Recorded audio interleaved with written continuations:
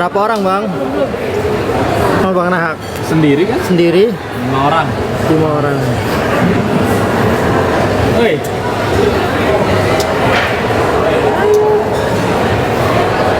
Memang di mana-mana kalau yang ngasih duit itu yang lama, gayanya kayak bos. Hah? Bang. Oke. Ini siapa ya? Gimana? Ini? Iya bang. Ini tahu siapa? Lintas itu adanya Niki. Asli ini dia. Tante ya? Oke, kita akan berpindah ke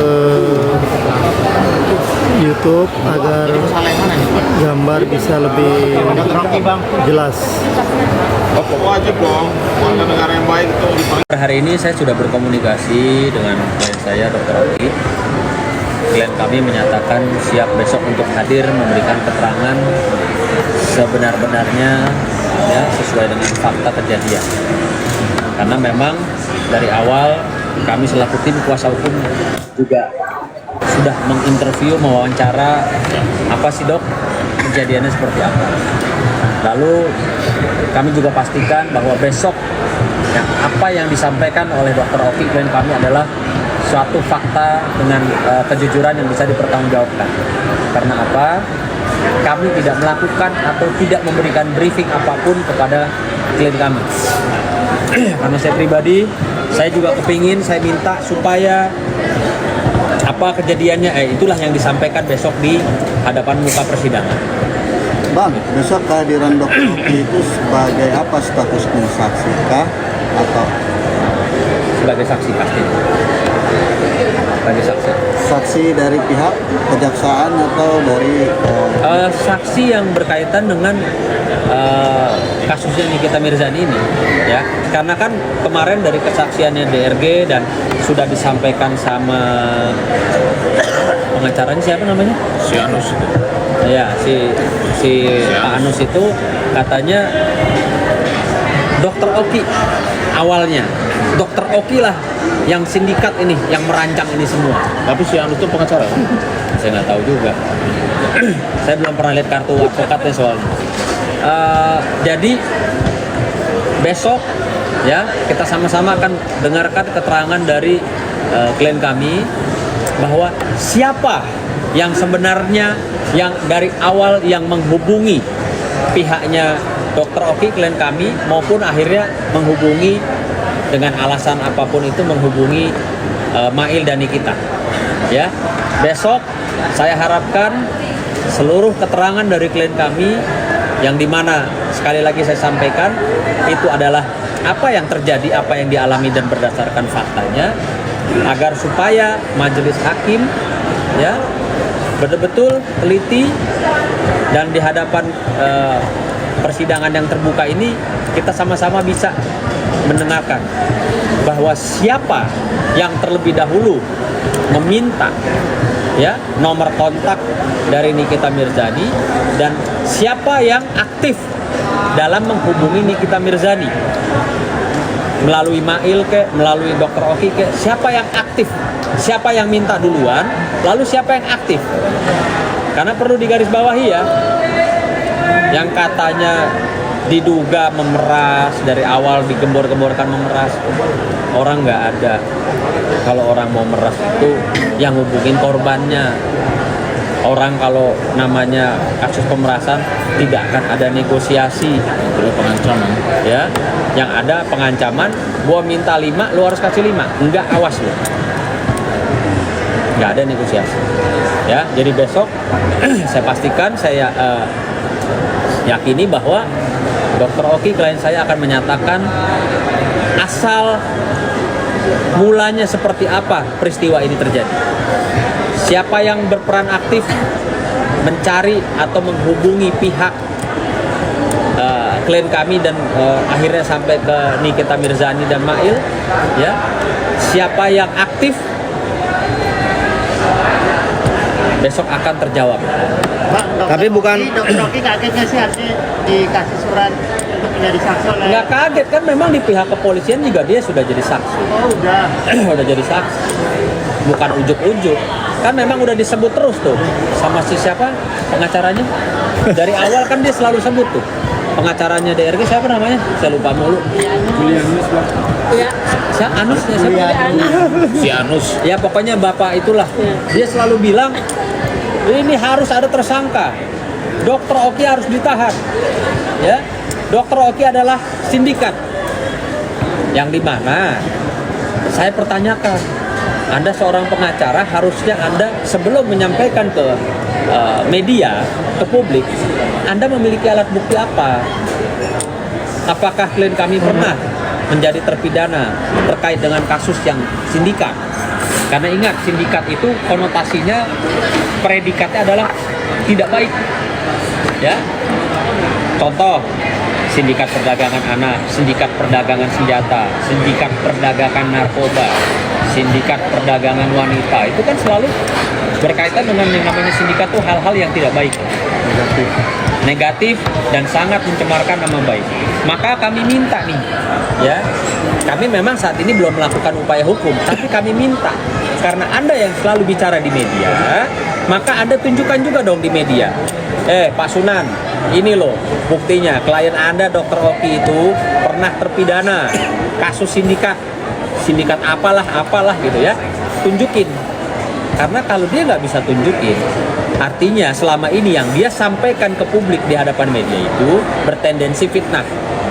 Ya, artinya dia bukan seorang pengacara hebat atau profesional karena dia berbicara tidak berdasarkan alat bukti yang otentik atau berdasarkan putusan apa. Oke. Bang, tapi bukan berarti kalau dokter ini nggak terlibat, Bang, ya. Ada peran juga, Bang, tapi tetap, Bang, ada di konflik antara RG dengan NM, yang maksudnya mungkin memperkenalkan kan atau menjembatani. Sekarang gini lah, ini saya udah bilang ya, siapa sih yang meminta? Apakah Dokter Oki yang ujuk-ujuk nelpon?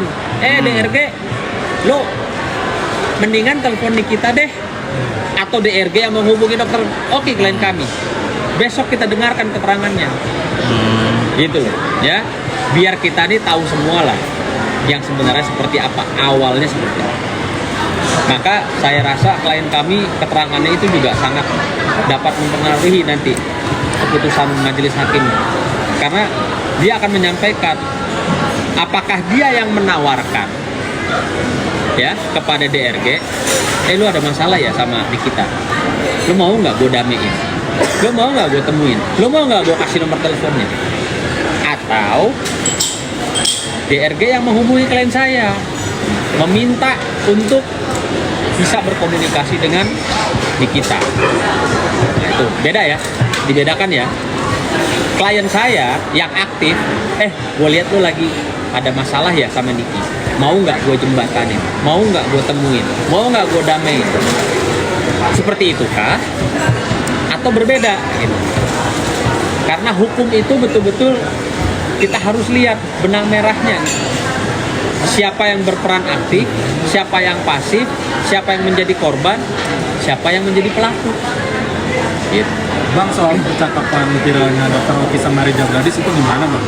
Terkait Percakapan apa ya? soal pemerasan kedugaan terkait Niki lah gitu. Alat buktinya apa? Itu sih, Bang, udah tersebar. Udah bocor juga, Bang. Udah bocor gitu, Bang. Nah, yang bocorin siapa? Yang rekam siapa? Yang percakapan itu, Bang. Enggak, itu yang rekam siapa? Nah, itu kurang tahu, Bang. Cuma dia di Jangan bilang kurang tahu, orangnya sudah ngaku kemarin di persidangan kan?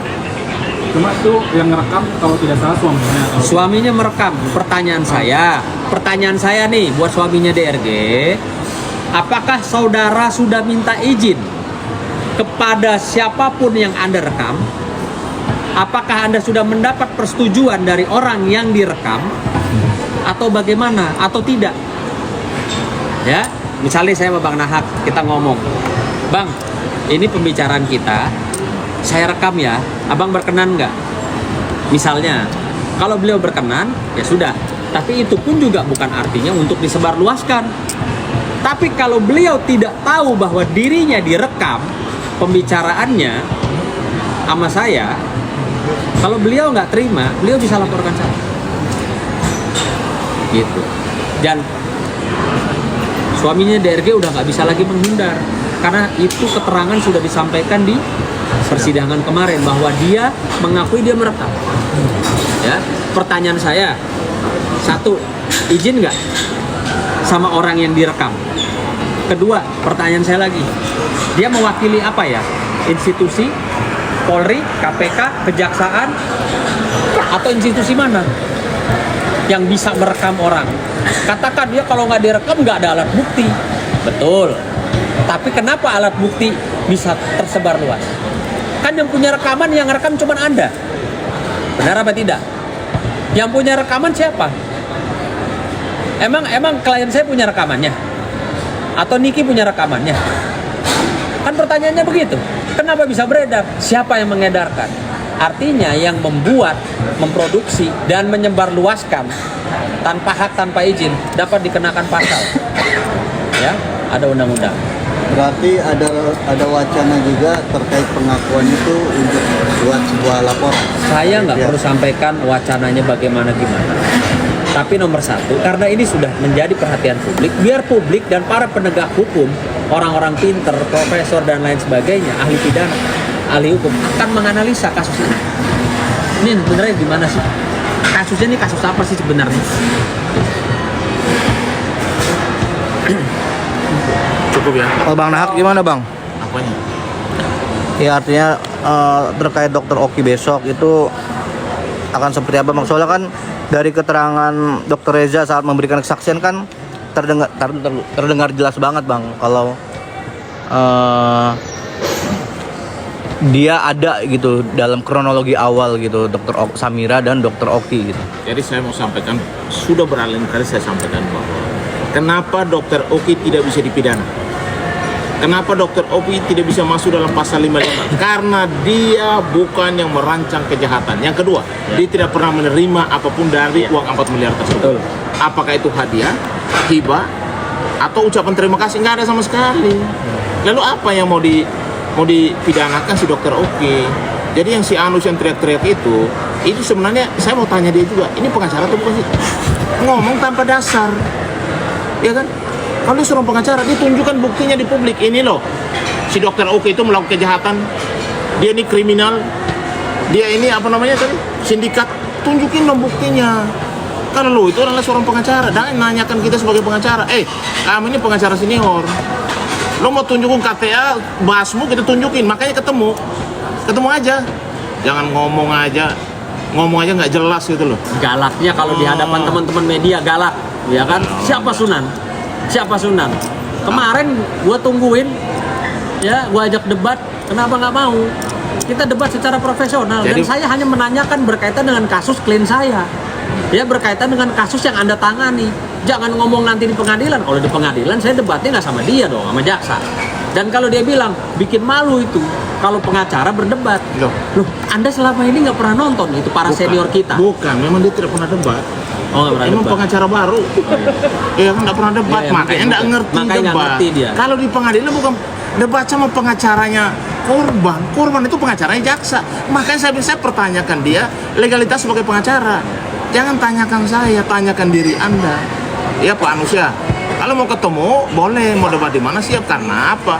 Ketika sudah di pengadilan, perdebatannya sudah sama jaksa, sama hakim, bukan sama pengacara. Pengacara korban itu adalah jaksa yang mewakili pemerintah. Itu benar sesuai dengan aturan hukumnya sebagai penegak hukum. Penegak hukum di Indonesia, Pak Anu, saya kasih tahu ya, ada namanya pengacara, ada namanya jaksa, ada namanya kepolisian, ada namanya hakim. Itu adalah penegak hukum di Republik ini. Dan kalau perdebatan antara pengacara di luar itu sudah biasa. Kami ini sudah sering berdebat di luar supaya publik tahu itu loh peran Dokter Oki itu seperti apa. Dokter Oki berperan hanya sekedar mempertemukan pertemanan mereka, tidak pernah menerima atas permintaan. Ya atas permintaannya si ini juga. Ingat, bukan menawarkan loh. Jadi permintaannya RG. Dan yang kedua juga kan Dokter Oki tidak pernah dapat apa-apa, lalu apa yang mau dipidana gitu.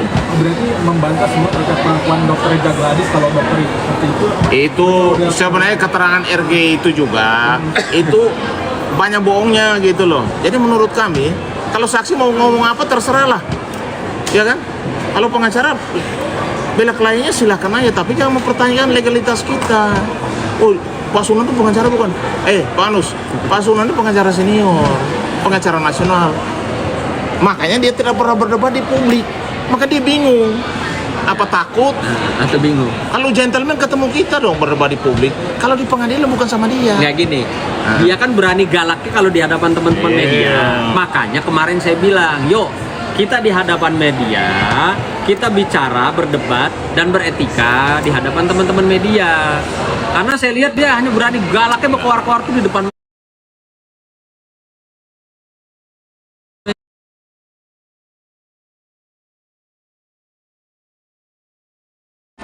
Kalau berani udah ketemu kita. Kemarin juga saat persidang banyak blunder. Salah satunya adalah produknya Reza Gladys tidak ada yang belum BPOM. Hanya ditempel stiker doang. Udahlah, kalau itu urusan itu kan Urusan BPOM harus turun lah. Nah, itu aja. Itu hanya berbicara besok Dr. Oki hadir. Kami akan dampingi Dr. Oki, oke? Ya. Dan Dr. Oki pasti berbicara sesuai dengan apa yang dia lihat dan dengar, dan dia buktikan nanti pembicaraan dia tidak lebih dari kurang dari apa yang dia lakukan selama ini. Dan memang tidak ada tindak pidananya. Jadi kalau orang tidak melakukan kejahatan, jangan suruh polisi untuk mentersangkakan orang. Kan saya sudah bilang, hukum undang-undang advokat menyarankan kepada advokat untuk memberikan nasihat hukum yang baik dan benar kepada klien, bukan melakukan intervensi pada penegak hukum yang lain. Justru itu, dia jangan pertanyakan kita pengacara atau bukan. Pertanyaan kami, dia pengacara bukan. Oke, clear ya? Ya, ada terakhir saya ingatkan ya, saya mau ingatkan buat pihak sebelah sana ya. Besok kami pastikan klien kami hadir. Tapi kami ingatkan juga, jangan coba-coba mengintimidasi klien kami dengan gaya-gaya kalian ya, beramai-ramai, bergerombol, teriak-teriakin orang nanti. Hati-hati ya, pasti kami nggak akan tinggal diam. Jadi jangan pakai gaya-gaya seperti kemarin di persidangan ya. Saya lihat itu ada yang teriak-teriakin Nikita lah ya. Apa tuh? Siapa tuh namanya tuh? Dan kemarin juga dikawal oleh beberapa orang saat persidangan, ramai banget orang. Udah silahkan saja dia mau bawa pengawal siapa. Apakah itu salah satu bentuk intimidasi juga, Bang? Loh ya, sekarang logikanya gini kan? Apa urgensinya? Apa kepentingannya? Ya, datang ke persidangan ke rumah tempat para pencari keadilan loh, yang dijaga juga sama polisi. Apa urgensinya buat datang rame-rame? Katanya ada ya, apa namanya, diancam ya? Tunjukin dong bukti ancamannya, apakah ada lewat surat, apakah ada lewat WhatsApp, ada rekaman suara, tunjukin aja. Dan kalau memang ada ancaman, lapor polisi. Siapa yang ngancam DRG atau suaminya, laporin ke polisi. Nih, saya kasih ini ya, edukasi buat pengacaranya DRG. Siapa namanya? Lupa dulu gua. Nggak tahu. Ya, pengacaranya DRG. Kemarin Anda bilang, ya, saya mendapatkan info katanya harus dikawal segitu hebohnya karena klien Anda mendapatkan ancaman. Mana ancamannya? Laporin dong ke polisi. Kan udah biasa kan? Lapor-lapor ke Polda kan? Ya kan? Lapor ke polisi. Pak, klien saya mau pergi sidang, diancam nih Pak. Makanya saya bawa pasukan banyak. Laporin dong. Siapa yang ngancam? Ayo, laporin. Jadi kalau nggak ada laporan polisinya, nggak ada bisa dibuktikan sedang dalam keadaan terancam sehingga harus membawa orang segitu banyak, artinya apa? Coba, mau mengintimidasi siapa? Ya kan? Udahlah bos, jangan main mafia-mafiaan sama kita. Ya, saya ingetin aja nih, saya ketawa-ketawa, tapi jangan main mafia-mafiaan sama kita. Ngerti? Ya, nih saya ingatin, besok jangan ada intimidasi terhadap klien kami maupun jalannya persidangan. Saya ingatkan nih keras, ya. Saya nggak peduli Anda mau mafia bener apa mafia bohongan, jangan pakai cara-cara yang begitu-begitu, ya. Saya tidak akan mentoleransi siapapun kalian. Saya kasih tahu nih, saya udah tahu kok di belakang kalian siapa semua. Tapi biasa pakai pengawal juga nggak Bang ke pihak sebelah? Saya nggak pernah dikawal. Tapi kenal nggak Bang sama pengawal-pengawal mereka Bang? Coba tanya nih. Ya, jadi pertama-tama mungkin besok itu si Pak Anus tuh kalau bisa hadir aja. Kan kemarin waktu kliennya hadir kan kita hadir juga. Suruh dia hadir saja. Kalau dia nggak tahu laporan polisi, kita kasih tahu dia laporan polisi itu kemana dulu arahnya gitu. Kalau ada yang mengancam, kalau dia pengacara benaran ya, itu pasti saya yakin dia tahu cara melapor, ya kan? Kalau soal masalah massa dan lain sebagainya itu biasa lah. Kalau menurut saya hal yang biasa saja. Buat kami biasa saja. Kalau saya mau turunkan orang juga bisa jutaan, ribuan saya bisa turunkan. Tapi nggak mau turun. Tapi memang saya nggak mau turunkan karena memang Bapak itu diancam urusan memangnya? hukum. Ini urusan hukum. Bapak diancam mesti bawa orang banyak. Saya nggak pernah. Orang saya orang baik kok. Ini soal ini bang, Sandi Purnomo itu kan sempat ikut terseret juga bang, diduga katanya nyuap Nikita 4M.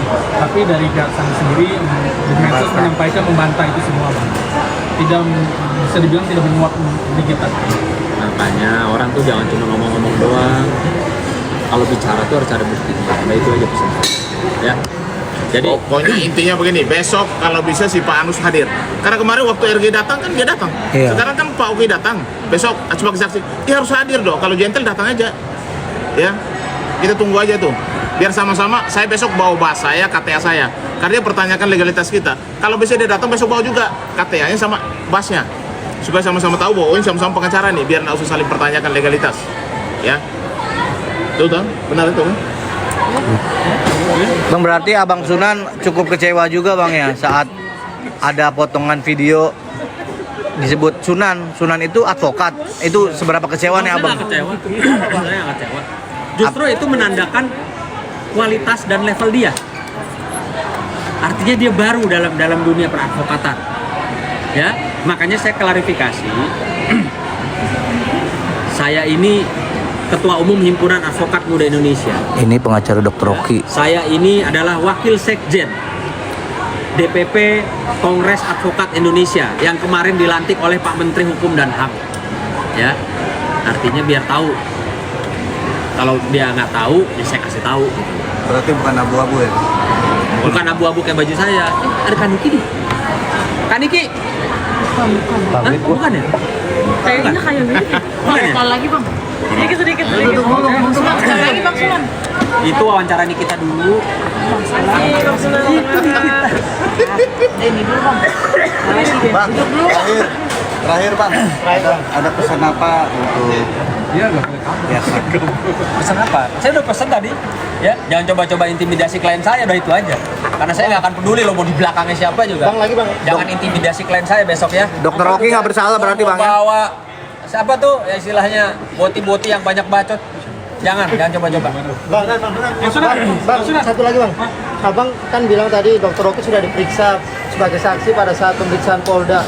Di Polda Abang waktu itu mendampingi Dr. Oki Bang. Apa? Waktu itu Abang mendampingi Dr. Oki menjadi saksi waktu di Polda. Dan nanti besok aja lihatlah saksinya keterangannya Bang. Apa Bang mungkin ada kejutan nggak sih besok? Menurut Bang, ada kejutan nggak besok kesaksian dari Dr. Oki? Ya kalau kejutan masa saya ngomong sekarang. Enggak maksudnya Bang. Persiapannya Dr. Oki artinya ada yang bakal besok heboh lagi nih, artinya masyarakat jadi tahu nih dibongkar semuanya. Dr. Oki akan membongkar semuanya nggak? Ini yang pasti ya. Ini saya ngomong nih. Iya ngomong. Demi Allah demi Tuhan nih, ya. Saya tidak pernah membriefing klien saya untuk berkata gini gitu. Ya, saya memang biarkan apa yang akan dia sampaikan besok, ya itulah memang yang kejadian nyatanya atau apa yang dia alami. Dari awal saya menginterview beliau, klien saya, namun saya tidak pernah mendrive atau membriefing, oh kamu jangan ngomong gitu, kamu jangan ngomong ini, kamu harus ngomong gitu. Silahkan ditanya, saya nggak pernah ngomong. Oke, saya nggak pernah ngajarin. Oke. Jadi besok apa yang dia sampaikan, ya itulah memang apa adanya. Oke, Abang kan tidak membriefing, tapi Dr. Oki menyampaikan semua nggak ke Abang kronologi kejadian yang sebenarnya? Sudah saya sampaikan tadi, ya bahwa dalam peristiwa ini siapa yang menghubungi, ya siapa yang minta ditemukan, bukan klien saya yang lo lagi ribut ya, ada masalah ya sama Niki, yuk gua jembatanin, yuk gua damein, yuk gua kenalin, yuk ini gua kasih teleponnya, nggak ada begitu. Bang, berarti Dr. Oki posisinya apa sebagai penjembatan antara... Ya kan atas permintaan siapa? Dr. Oki kan diminta, istilahnya diminta, bukannya menawarkan diri loh. Beda ya, kalau menawarkan diri itu boleh diduga. Berarti membantu teman. Oh, Oke, Bang. diminta oleh DRG langsung Bang ya? Kan infonya begitu memang. Iya, sesuai keterangan kemarin sih ya. Iya. Berbeda loh. Berbeda ketika misalnya dokter Oki yang lu lagi ribut sama Niki. Ah udah deh, nggak usah ribut, gue jembatanin yuk. Yuk gue damein yuk, itu beda loh. Oke, tapi selain itu kan ada embel-embel juga bang. Niki harus ini loh, harus ini gitu. Gimana menurut abang? Masa ada embel-embel mengarahkan seperti ya untuk Saya rasa sumpah lah, nggak usah untuk- klien saya. Semua orang juga tahu. Semua orang juga tahu. Ya, semua orang juga tahu Niki itu seperti apa sih? Iya kan? Jadi nggak usah ngomong diarahin sama klien saya. Lu mau ketemu klien gua tuh mau ngapain? Minta tolong klien gua mau ngapain? Itu aja pertanyaannya, mau ngapain? Bang, tapi dokter Oki ini ngasih secara mental Gua mau pulang ini bentar lagi, Ya. bakso gua habis. Bang, dokter Oki secara ini udah siap belum bang? Udah siap belum memberikan kesaksian besok dokter Oki? Siap, dia selalu hadir kok sidang. Cuma kemarin kan memang dia tidak hadir karena memang tidak diperbolehkan. Karena ada pemeriksaan saksi dari daerahnya, jadi tidak diperbolehkan. Oke, Bang, langsung aja. Tapi Bang, Oke, teman-teman, happy itu tadi wawancara dengan Sunan Kalijaga dan Bang Nahak, di mana mereka adalah pengacara dari Dr. Oki. Jadi buat teman-teman besok Iya. besok pagi sidang lanjutan Nikita Mirzani dan Reza Gladys. Itu banyak saksi yang akan hadir. Dr. Oki, Sheila Saukia juga insya Allah katanya akan jadi saksi juga. Reza Gladys juga hadir besok. Jadi buat teman-teman happy news, pokoknya besok harus lanjut lagi ikuti.